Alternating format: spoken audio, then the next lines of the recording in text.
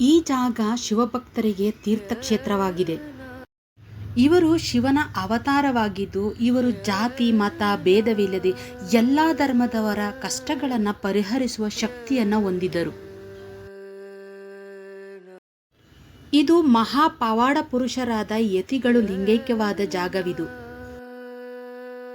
ಇವರು ತನ್ನ ಶಿಷ್ಯನಿಗೆ ವಿಭೂತಿಗಡ್ಡೆಯನ್ನ ನೀಡಿ ತನ್ನ ಸಮಾಧಿಯ ಮೇಲೆ ಇಟ್ಟು ಪೂಜಿಸಬೇಕೆಂದು ತಿಳಿಸಿದರು. 500 ವರ್ಷಗಳಾದರೂ ಕೂಡ ಯೋಗದ ಸ್ಥಿತಿಯಲ್ಲಿ ಇದ್ದುಕೊಂಡು ನಂಬಿ ಬಂದ ಭಕ್ತರ ಕಷ್ಟಗಳಿಗೆ ಪರಿಹಾರ ನೀಡುತ್ತಿದ್ದಾರೆ. ಭಕ್ತನೊಬ್ಬನಿಗೆ ಕೊಟ್ಟ ಮಾತನ್ನ ಉಳಿಸಿಕೊಳ್ಳಲು ಕುಳಿತ ಜಾಗದಿಂದ ಕದಲದೆ 12 ವರ್ಷಗಳ ಕಾಲ ತೋಟವೊಂದರಲ್ಲಿ ತಪೋನಿಷ್ಠರಾಗಿದ್ದಂತಹ ಸಿದ್ಧಲಿಂಗೇಶ್ವರ ಸ್ವಾಮಿಗಳು ಜಗತ್ತು ಕಂಡ ಮಹಾಶರಣ ಹಾಗೆ ಪವಾಡ ಪುರುಷರು ನಮ್ಮ ಯಡಿಯೂರು ಸಿದ್ಧಲಿಂಗೇಶ್ವರ ಸ್ವಾಮಿಯವರು. ನಮಸ್ಕಾರ ಸ್ನೇಹಿತರೆ, ನಾನು ನಂದಿನಿ. ನಮ್ಮ ಕಿರುಪರಿಚಯ ಚಾನಲ್ಗೆ ಸ್ವಾಗತ. ಇವತ್ತು ನಾವು ಯಡಿಯೂರು ಸಿದ್ಧಲಿಂಗೇಶ್ವರ ಸ್ವಾಮಿಯ ದರ್ಶನ ಮಾಡೋಣ ಸ್ನೇಹಿತರೆ. ಈ ದೇವಸ್ಥಾನದ ವಿಶೇಷತೆ ಏನು, ಇಲ್ಲಿನ ಇತಿಹಾಸವೇನು, ಹಾಗೆ ಸ್ವಾಮಿ ಸಿದ್ಧಲಿಂಗೇಶ್ವರ ಸ್ವಾಮಿಯ ಗದ್ದಿಗೆ ಹೇಗೆ ನಿರ್ಮಾಣ ಆಯಿತು ಅಂತ ತಿಳ್ಕೊಳ್ಳೋಣ ಬನ್ನಿ ಸ್ನೇಹಿತರೆ. 15-16ನೇ ಶತಮಾನದಲ್ಲಿ ಕನ್ನಡ ನಾಡು ಕಂಡ ಅನುಭಾವಿ ಸಂತ ಶರಣರಲ್ಲಿ ಪ್ರಮುಖರಾದವರು ಯಡಿಯೂರು ಸಿದ್ಧಲಿಂಗೇಶ್ವರ ಸ್ವಾಮಿಗಳು ಸ್ನೇಹಿತರೆ. ಈ ದೇವಸ್ಥಾನವು ಸಿದ್ಧಲಿಂಗೇಶ್ವರರ ಗದ್ದುಗೆಯ ಮೇಲೆ ನಿರ್ಮಿತವಾಗಿದೆ. ಇವರು ಶಿವನ ಅವತಾರವೆಂದೇ ಪೂಜಿಸಲಾಗುತ್ತಿದೆ ಸ್ನೇಹಿತರೆ.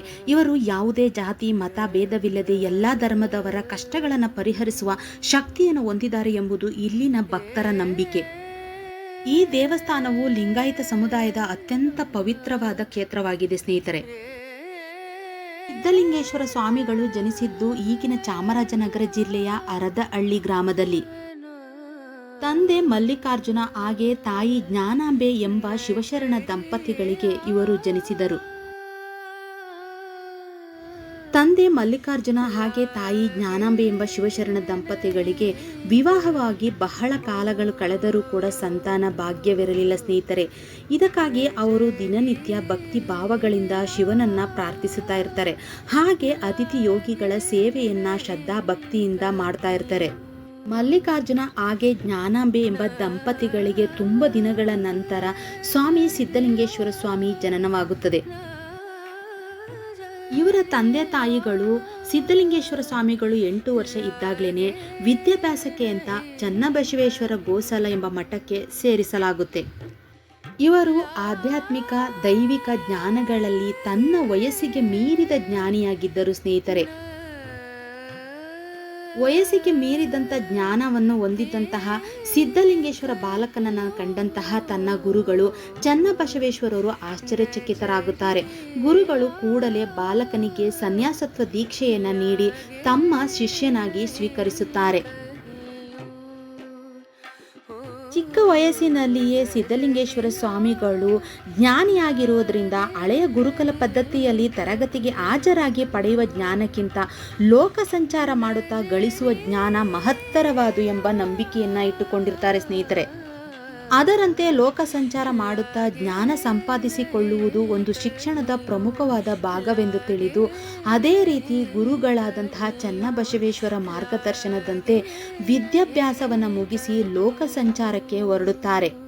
ಕನ್ಯಾಕುಮಾರಿಯಿಂದ ಕಾಶ್ಮೀರದವರೆಗೂ, ಪಶ್ಚಿಮ ಘಟ್ಟಗಳಿಂದ ಅರುಣಾಚಲ ಪ್ರದೇಶದವರೆಗೂ ಇಡೀ ಭಾರತವನ್ನು ಸಂಚಾರ ಮಾಡಿ ಶಿವಯೋಗಿ ಶಿವಭಕ್ತಿಯನ್ನು ಪ್ರಸಾರ ಮಾಡುವ ಕಾರ್ಯದಲ್ಲಿ ತೊಡಗಿಸಿಕೊಳ್ಳುತ್ತಾರೆ.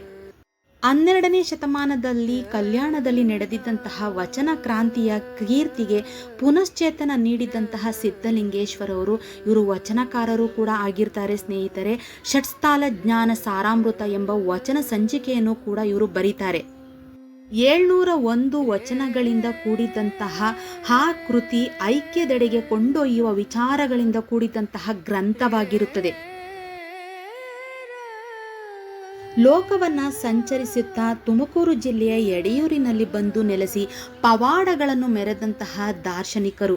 ಇವರು ಶಿವನ ಅವತಾರ.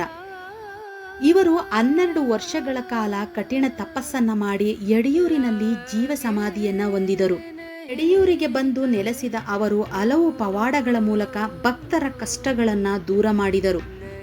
ಮೊದಲಿಗೆ ಸಿದ್ಧಲಿಂಗೇಶ್ವರ ಸ್ವಾಮಿಗಳು ಈ ಎಡೆಯೂರಿಗೆ ಬಂದಾಗ ಇಲ್ಲಿನ ಸುತ್ತಮುತ್ತಲಿನ ಮಾಂಡಲಿಕರಾಗಿದ್ದಂತಹ ಒಕ್ಕಲಿಗರ ನಂಬಿಯನ ಎಂಬ ತೋಟದಲ್ಲಿ ಸಿದ್ಧಲಿಂಗೇಶ್ವರು ಲೋಕ ಸಂಚಾರ ಮಾಡುತ್ತಾ ಬೀಡು ಬಿಡುತ್ತಾರೆ. ನಂಬಿಯನ ಎಂಬುವರು ಖುದ್ದು ತಾನೇ ಬಂದು ಸ್ವಾಮಿಗಳನ್ನ ಭೇಟಿಯಾಗುತ್ತಾರೆ. ತಮ್ಮ ಮನೆಗೆ ಆಗಮಿಸಿ ಆತಿಥ್ಯವನ್ನು ಸ್ವೀಕರಿಸಿ ಊರಿನ ಜನಗಳನ್ನು ಆಶೀರ್ವದಿಸಬೇಕೆಂದು ಕೇಳಿಕೊಳ್ಳುತ್ತಾರೆ. ಇದಕ್ಕೆ ಒಪ್ಪಿದಂತಹ ಸಿದ್ಧಲಿಂಗೇಶ್ವರವರು ನೀವು ಮತ್ತೆ ಬಂದು ಕರೆಯುವವರೆಗೂ ನಾನು ಇದೇ ತೋಟದಲ್ಲಿ ಇರುವುದಾಗಿ ತಿಳಿಸುತ್ತಾರೆ. ಇದನ್ನು ನಂಬಿದಂತಹ ನಂಬಿಯಾನ ತುಂಬ ಸಂತೋಷಗೊಂಡು ಸ್ವಾಮಿಯವರ ಸೇವೆಗೆ ಅಣಿ ಮಾಡಿಕೊಳ್ಳುತ್ತಿರುತ್ತಾನೆ. ಇದೇ ಸಮಯದಲ್ಲಿ ಬಹಳ ವರ್ಷಗಳಿಂದ ಆ ಊರಿನೊಂದಿಗೆ ವೈರತ್ವವನ್ನು ಸಾಧಿಸುತ್ತಿದ್ದಂತಹ ಗುಡ್ಡಗಾಡು ಪ್ರದೇಶದ ಬೇಡರ ಗುಂಪೊಂದು ಕಗ್ಗೆರೆ ಪ್ರಾಂತ್ಯದ ಪ್ರದೇಶಗಳ ಮೇಲೆ ಯುದ್ಧವನ್ನು ಸಾರುತ್ತದೆ. ಪ್ರಬಲರಾಗಿದ್ದಂತಹ ಬೇಡರ ಪಡೆ ಯುದ್ಧದಲ್ಲಿ ವಿಜಯಿಗಳಾಗಿ ಅಲ್ಲಿನ ಎಲ್ಲರನ್ನ ಸೆರೆಯಾಳುಗಳನ್ನಾಗಿ ಒತ್ತೊಯ್ಯಲಾಗುತ್ತದೆ. ಸಂಕಷ್ಟದಿಂದ ಸೆರೆಮನೆಯಿಂದ ಪಾರಾಗಲು ಅವರಿಗೆ 12 ವರ್ಷಗಳೇ ಬೇಕಾಗುತ್ತೆ ಸ್ನೇಹಿತರೆ.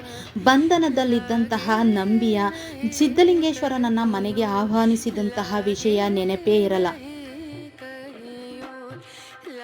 12 ವರ್ಷಗಳ ಕಾಲ ಸೆರೆಮನೆಯಲ್ಲಿ ವಾಸಿಯಾಗಿದ್ದಂತಹ ಆ ಊರಿನ ಜನರು ನಂಬಿಯನ ತೋಟದಲ್ಲಿ ಉತ್ತ ಬೆಳೆದಿರುವುದನ್ನು ನೋಡ್ತಾರೆ. ಆದರೆ ಅದರ ಬಗ್ಗೆ ಹೆಚ್ಚಾಗಿ ಯಾರೂ ತಲೆ ಕೆಡಿಸ್ಕೊಳ್ಳಲ್ಲ.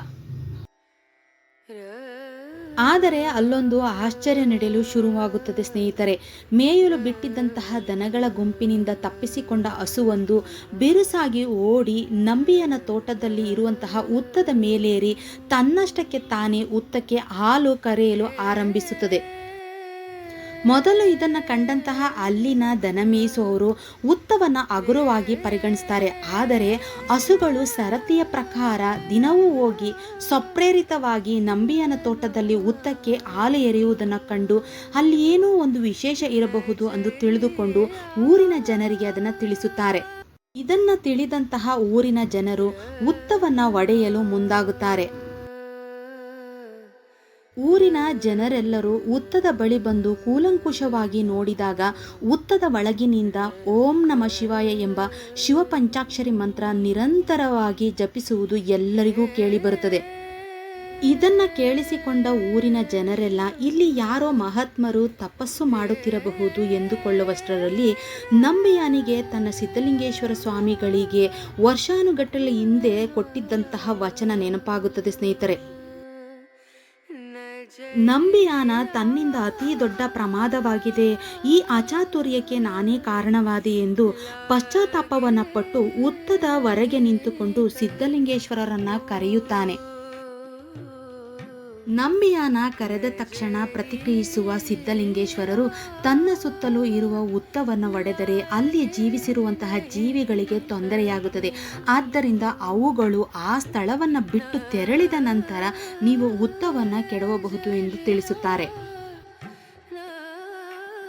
ಸಿದ್ಧಲಿಂಗೇಶ್ವರ ಸ್ವಾಮಿಗಳ ಅಪ್ಪಣೆಯಂತೆ ಇಲಿ, ಹೆಗ್ಗಣಗಳು, ಕಪ್ಪೆಗಳು, ವಿಷಪೂರಿತ ಹಾವುಗಳು, ಗೆದ್ದಲು ಹುಳುಗಳು ತೊರೆಯುವ ತನಕ ಕಾದು ಆ ನಂತರ ಅದೇ ಉತ್ತವನ್ನು ಹಸುವಿನ ಹಾಲಿನಿಂದ ಕರಗಿಸಿ ತನ್ನಿಂದ ಆದ ಪ್ರಮಾದವನ್ನು ಮನ್ನಿಸುವಂತೆ ಸಿದ್ಧಲಿಂಗೇಶ್ವರ ಸ್ವಾಮಿಗಳನ್ನು ಭಿನ್ನಪಿಸಿಕೊಳ್ಳುತ್ತಾನೆ. ಭಕ್ತನೊಬ್ಬನಿಗೆ ಕೊಟ್ಟ ಮಾತನ್ನು ಉಳಿಸಿಕೊಳ್ಳಲು ಕುಳಿತ ಜಾಗದಿಂದ ಕದಲದೆ 12 ವರ್ಷಗಳ ಕಾಲ ತೋಟವೊಂದರಲ್ಲಿ ತಪೋನಿಷ್ಠರಾಗಿದ್ದಂತಹ ಸಿದ್ಧಲಿಂಗೇಶ್ವರ ಸ್ವಾಮಿಗಳು ಜಗತ್ತು ಕಂಡ ಮಹಾಶರಣ, ಹಾಗೆ ಪವಾಡ ಪುರುಷ ಅಂತಲೇ ಹೇಳಬಹುದು. ಇದೇ ಕಾರಣಕ್ಕಾಗಿ ಸ್ವಾಮಿ ಸಿದ್ಧಲಿಂಗೇಶ್ವರ ಸ್ವಾಮಿಯವರಿಗೆ ತೋಟದ ಸಿದ್ಧಲಿಂಗೇಶ್ವರ ಎಂಬ ಹೆಸರು ಪ್ರಾಪ್ತವಾಯಿತು. ಪವಾಡ ಪುರುಷರಾದ ಯತಿಗಳು ಲಿಂಗೈಕ್ಯರಾದಂತಹ ಈ ಜಾಗ ತುಮಕೂರು ಜಿಲ್ಲೆಯ ಕುಣಿಗಲ್ ತಾಲೂಕಿನ ಎಡೆಯೂರು ಎಂಬ ಗ್ರಾಮದಲ್ಲಿದೆ ಸ್ನೇಹಿತರೆ. ಲೋಕ ಸಂಚಾರವನ್ನು ಮಾಡುತ್ತಾ ಈ ಜಾಗಕ್ಕೆ ಬಂದ ಸಿದ್ಧಲಿಂಗೇಶ್ವರ ಸ್ವಾಮಿಗಳು ಜೀವಂತ ಸಮಾಧಿಯಾದ ಈ ಜಾಗದಲ್ಲಿ ಒಂದು ವಿಭೂತಿ ಗಡ್ಡೆಯನ್ನು ತನ್ನ ಶಿಷ್ಯನಿಗೆ ನೀಡಿ ಸಮಾಧಿಯ ಮೇಲೆ ಇಟ್ಟು ಅದನ್ನು ಪೂಜಿಸಬೇಕು ಅಂತ ತಿಳಿಸ್ತಾರೆ. ಅದರಂತೆ ಇಂದಿಗೂ ಕೂಡ ವಿಭೂತಿ ಗಡ್ಡೆಯನ್ನು ಅವರ ಸಮಾಧಿಯ ಮೇಲೆ ಇಟ್ಟು ಪೂಜಿಸುವುದನ್ನು ನಾವು ಕಾಣಬಹುದು. ಅವರು ಲಿಂಗೈಕ್ಯವಾಗಿ 500 ವರ್ಷಗಳಾಗಿವೆ. ಆದರೂ ಕೂಡ ಯೋಗದ ಸ್ಥಿತಿಯಲ್ಲಿ ಇದ್ದುಕೊಂಡು ನಂಬಿ ಬಂದ ಭಕ್ತರ ಕಷ್ಟಗಳಿಗೆ ಪರಿಹಾರ ನೀಡುತ್ತಾರೆ ಎಂಬುದು ಇಲ್ಲಿನ ಭಕ್ತರ ನಂಬಿಕೆ. ಶಿಂಷಾ ನದಿಯ ದಂಡೆಯ ಮೇಲಿರುವಂತಹ ಈ ಯಡಿಯೂರು ಸಿದ್ಧಲಿಂಗೇಶ್ವರ ಸ್ವಾಮಿಯ ದೇವಸ್ಥಾನ ಇರುವಂಥದ್ದು ಬೆಂಗಳೂರು ಟು ಮಂಗಳೂರು ಹೆದ್ದಾರಿಯಲ್ಲಿ ಇರುವಂಥದ್ದು ಸ್ನೇಹಿತರೆ. ಬೆಂಗಳೂರಿಂದ 100 ಕಿಲೋಮೀಟರ್ ಆಗುತ್ತೆ, ಹಾಗೆ ಮಂಗಳೂರಿಂದ 261 ಕಿಲೋಮೀಟರ್ ಆಗುತ್ತೆ, ತುಮಕೂರಿಂದ 60 ಕಿಲೋಮೀಟರ್ ಆಗುತ್ತೆ, ಹಾಗೆ ಆದಿಚುಂಚನಗಿರಿಯಿಂದ 21 ಕಿಲೋಮೀಟರ್ ದೂರದಲ್ಲಿದೆ. ಯುಗಾದಿ ಹಬ್ಬ ಆದ ನಂತರ 15 ದಿನಗಳ ಕಾಲ ನಡೆಯುವಂತಹ ಅತ್ಯಂತ ಪ್ರಸಿದ್ಧ ಭವ್ಯವಾದ ಜಾತ್ರಾ ಮಹೋತ್ಸವವನ್ನು ಇಲ್ಲಿ ನಡೆಸಲಾಗುತ್ತೆ ಸ್ನೇಹಿತರೆ. ಇದು ಸಿದ್ಧಲಿಂಗೇಶ್ವರ ಸ್ವಾಮಿಯ ಸಮಾಧಿಯ ದಿನದ ನೆನಪಾಗಿ ನಡೆಯುತ್ತದೆ ಅಂತ ಹೇಳಲಾಗುತ್ತೆ. ಹಾಗೆ ಮಹಾಶಿವರಾತ್ರಿ, ಶ್ರಾವಣ ಮಾಸ, ಹಾಗೆ ದೀಪಾವಳಿ, ಹಾಗೆ ಕಾರ್ತಿಕ ಮಾಸ ವಿಶೇಷವಾದ ಇಲ್ಲಿ ಪೂಜೆಯನ್ನು ಸಲ್ಲಿಸಲಾಗುತ್ತೆ. ಮಹಾಶಿವರಾತ್ರಿಯ ದಿನದಂದು ಸಹಸ್ರ ರುದ್ರಾಭಿಷೇಕ ನಡೆಸಲಾಗುತ್ತೆ. ಹಾಗೆ ಶ್ರಾವಣ ಮಾಸದಲ್ಲಿ ಲಕ್ಷ ಬಿಲ್ವಪತ್ರೆಯ ಬಿಲ್ವಾರ್ಚನೆಯನ್ನು ಇಲ್ಲಿ ಮಾಡಲಾಗುತ್ತೆ. ಹಾಗೆ ದೀಪಾವಳಿಯಲ್ಲಿ ಲಕ್ಷ ದೀಪೋತ್ಸವವನ್ನು ಕೂಡ ಇಲ್ಲಿ ನಡೆಸಲಾಗುತ್ತೆ. ಇನ್ನು ಕಡೆ ಕಾರ್ತಿಕ ಸೋಮವಾರದಂದು ಲಕ್ಷ ದೀಪೋತ್ಸವವನ್ನು ಇಲ್ಲಿ ನಡೆಸಲಾಗುತ್ತೆ ಸ್ನೇಹಿತರೆ. ಹಾಗಾಗಿ ಇಲ್ಲಿ ಗದಗದಿಂದ ಇಲ್ಲಿ ಪಾದಯಾತ್ರೆಗಳನ್ನು ಮಾಡಿ ಭಕ್ತಾದಿಗಳು ಇಲ್ಲಿ ಲಕ್ಷಾಂತರ ಜನರು ಬಂದು ಇಲ್ಲಿ ಸ್ವಾಮಿ ಸಿದ್ಧಲಿಂಗೇಶ್ವರ ಸ್ವಾಮಿಯ ದರ್ಶನವನ್ನು ಪಡಿತಾರೆ. ಈ ದೇವಸ್ಥಾನದಲ್ಲಿ ಬೆಳಿಗ್ಗೆ, ಮಧ್ಯಾಹ್ನ ಹಾಗೆ ರಾತ್ರಿ ಅನ್ನದಾಸೋಹವನ್ನ ಇಲ್ಲಿ ನಡೆಸಲಾಗುತ್ತೆ. ಈ ದೇವಸ್ಥಾನದಲ್ಲಿ ಸರಳ ವಿವಾಹವನ್ನ ನಾವು ಹೆಚ್ಚಾಗಿ ನೋಡಬಹುದು ಸ್ನೇಹಿತರೆ. ಸರಳ ವಿವಾಹ ಮಾಡ್ಕೊಳ್ಳುವಂಥವರು ಮೊದಲೇ ಈ ದೇವಸ್ಥಾನದ ಒಂದು ಸಂಸ್ಥೆಗೆ ಮೊದಲೇ ನಾವು ನೋಂದಾಯಿಸಿಕೊಂಡಿರಬೇಕು.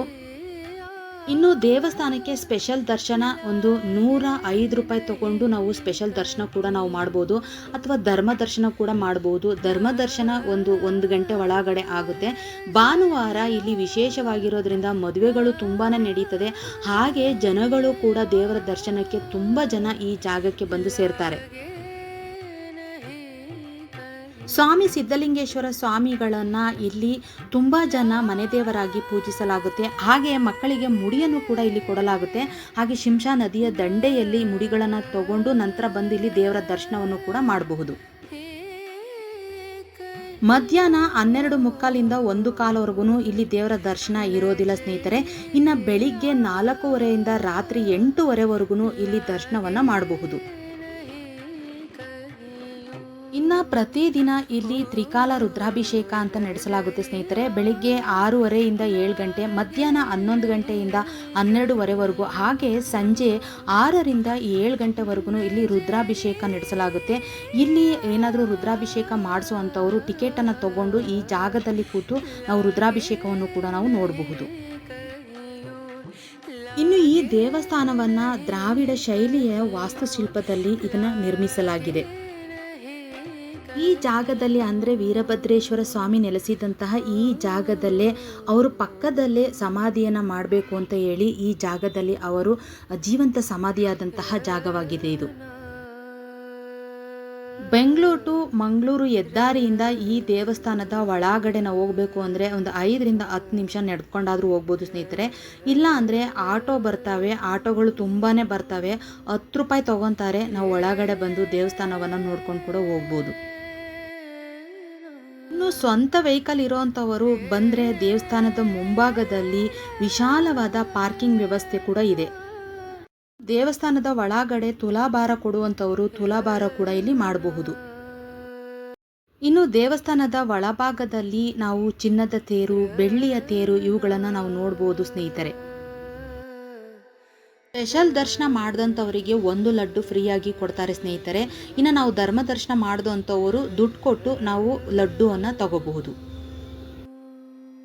ಇನ್ನು ಈ ದೇವಸ್ಥಾನಕ್ಕೆ ಬಂದರೆ ಪಕ್ಕದಲ್ಲಿರುವಂತಹ ಆದಿಚುಂಚನಗಿರಿ ದೇವಸ್ಥಾನವನ್ನು ಕೂಡ ನೋಡ್ಬೋದು. ಇಲ್ಲಿ ನೀವು ನೋಡ್ತಾ ಇರ್ಬೋದು ಆ ಪಂಚಮುಖಿ ಆಂಜನೇಯ ದೇವಸ್ಥಾನ 161 ಅಡಿ ಇರುವಂತಹ ಪ್ರಪಂಚದಲ್ಲಿ ಅತಿ ಎತ್ತರವಾದಂತಹ ಒಂದು ಪಂಚಮುಖಿ ಆಂಜನೇಯ ದೇವಸ್ಥಾನ ಕೂಡ ಇದೆ. ಅದನ್ನು ಕೂಡ ನೀವು ನೋಡ್ಕೊಂಬರಬಹುದು. ಈ ಮಾಹಿತಿ ಯಾರಿಗೆಲ್ಲ ಇಷ್ಟ ಆಯಿತು ದಯವಿಟ್ಟು ಲೈಕ್ ಕೊಡಿ. ಯಾರೆಲ್ಲ ಸಬ್ಸ್ಕ್ರೈಬ್ ಆಗದಲ್ಲೇ ವಿಡಿಯೋ ನೋಡ್ತಾ ಇದ್ದೀರಿ ದಯವಿಟ್ಟು ಸಬ್ಸ್ಕ್ರೈಬ್ ಮಾಡಿಕೊಂಡು ವಿಡಿಯೋ ನೋಡಿ. ನಾನು ಹಾಕುವ ವಿಡಿಯೋಗಳು ಮೊದಲ ನೋಟಿಫಿಕೇಷನ್ನು ನಿಮಗೆ ಬರುತ್ತೆ. ಹಾಗೆ ಸಿದ್ಧಲಿಂಗೇಶ್ವರ ಸ್ವಾಮಿ ಪ್ರತಿಯೊಬ್ಬರಿಗೂ ಒಳ್ಳೆಯದನ್ನು ಮಾಡಲಿ ಅಂತ ಬೇಡ್ಕೊತ ಈ ವಿಡಿಯೋನ ಮುಗಿಸ್ತಾ ಇದ್ದೀನಿ. ಇಂಥದ್ದೇ ಒಂದು ವಿಡಿಯೋದೊಂದಿಗೆ ನಿಮ್ಮೊಂದಿಗೆ ಬರ್ತೀನಿ.